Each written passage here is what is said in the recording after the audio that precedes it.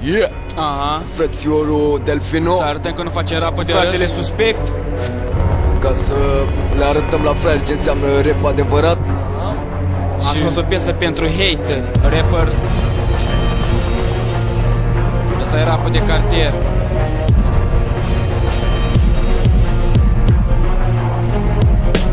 Toți haterii v-ați învățat să criticați lumea. Cum dracu puteți să ziceți că nu s-aude ca lumea?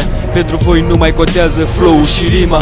Vă simțiți perfect dacă deschideți gura. Eu zic să mai terminați, dracu odată, că s-ar putea să vă dăm până să face șoseaua lată.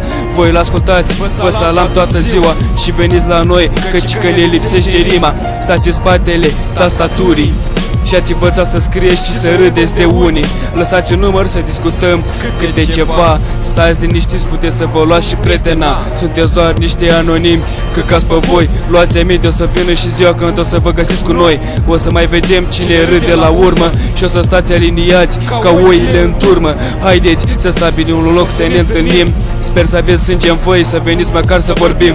Aha. Yeah, Zile mă, Suspect. Zile mă, dă-i treacu de fraier, mă, ești nebun, ne fac pe noi bulangii ăștia.